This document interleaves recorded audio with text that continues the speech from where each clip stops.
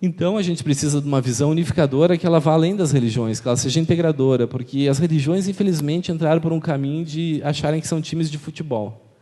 Se tu torce para o Flamengo, eu torço para o Corinthians, então a gente é inimigo. E isso é errado. Hoje a gente tem uma demonstração aqui de que já se está pensando diferente, né? Temos pessoas de várias religiões aqui pensando pelo mesmo caminho. Na verdade, somos irmãos com modelos diferentes. E o meu carro não anda melhor que o teu, ele só anda diferente do teu. Ninguém é melhor do que ninguém. A gente só tem modelos diferentes e acredito que o modelo de cada um pode ter coisas especiais para a gente montar uma seleção brasileira. E aí, isso é o universalismo crístico.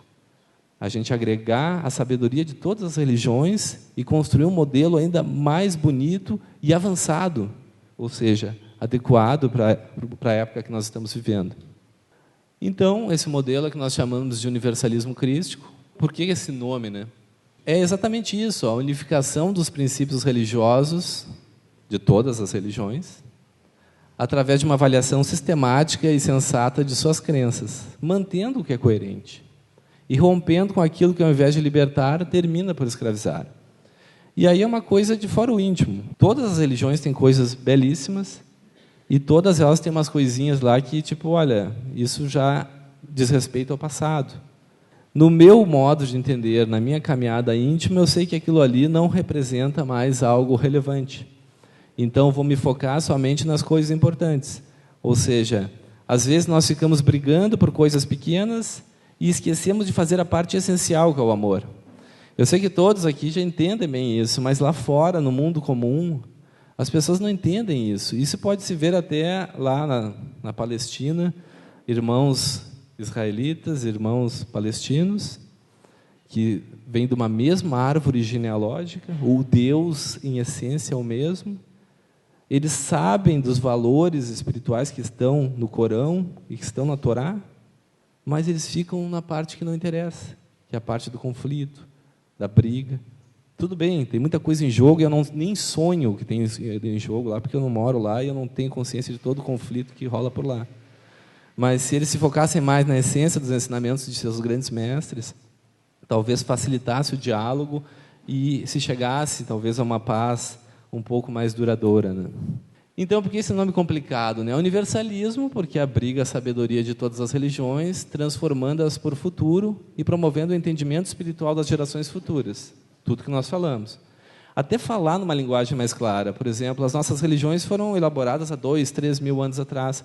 A linguagem, às vezes, os jovens nem sabem o que quer dizer aquelas palavras. E a questão do crístico agora, lembrem-se, agora é crença, não é fato. Crença, mas nós trazemos essa mensagem de que Jesus não foi o Cristo. Jesus e Cristo são duas entidades espirituais diferentes. Cristo é a alma do planeta Gaia, ou seja, há milhões e milhões de anos, um espírito que está no plano mental, que não tem nem condições de reencarnar no corpo físico, encarnou na Terra. Ele se tornou a alma do planeta. E ele só vai desencarnar quando esse mundo acabar. E ele é o representante direto de Deus na Terra, ou seja, ele filtra a luz de Deus para nós e enviou todos aqueles mediadores, medianeiros e mais outros até a Terra para serem seus médiuns e ele canalizar a sua mensagem do amor crístico. Não é amor cristão, é crístico. Então, Antúlio, Hermes, Zoroastro, Krishna, Moisés, Buda, Confúcio, Maomé, o inigualável Jesus ali foi um pouco do meu... Eu sou cristão ocidental, daí eu botei inigualável, mas ele é igual aos outros, viu? Não fiquem bravos comigo. Isso é um pouco do meu ranço ainda cristão. Mas a minha função aqui é não puxar alçado para nenhum lugar, né? Mas o inigualável está ali há muitos anos, eu era muito cristão, hoje em dia eu já sou mais crístico, né? E então todos esses grandes mestres foram inspirados por essa alma crística. E por isso que a mensagem ama teu próximo como a ti mesmo, a regra áurea de todas as religiões, é muito parecida.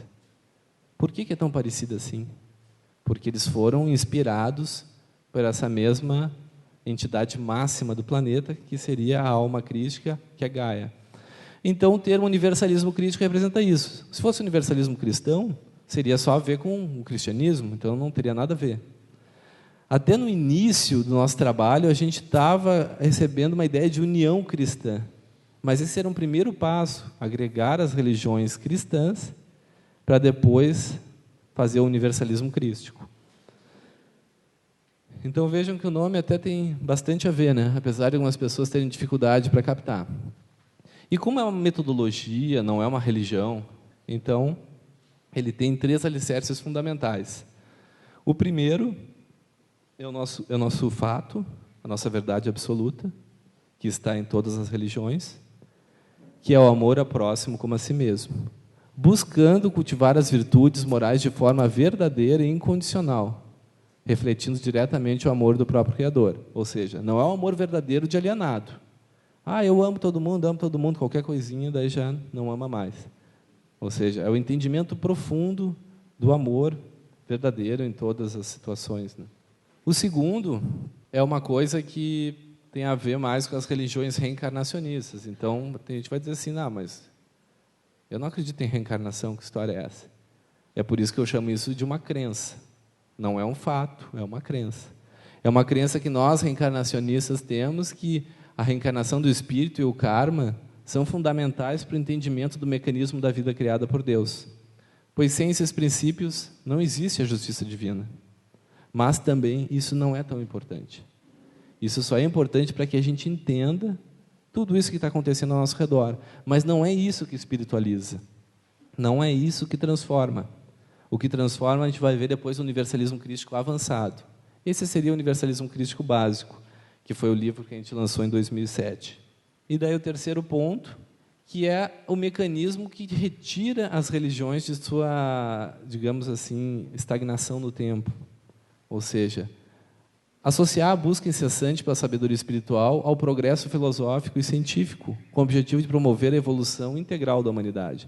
Ou seja, vamos filosofar, vamos debater, vamos trocar ideias sobre espiritualidade, sobre valores, sobre religião, sobre tudo isso que nós queremos fazer para acordar a humanidade e transformá-la. Eu costumo dizer também assim, olha, nós estamos num momento de emergência, cada um tem as suas crenças, mas o fogo está incendiando a humanidade toda, vamos se juntar aqui, vamos pegar a mangueira e vamos apagar o fogo.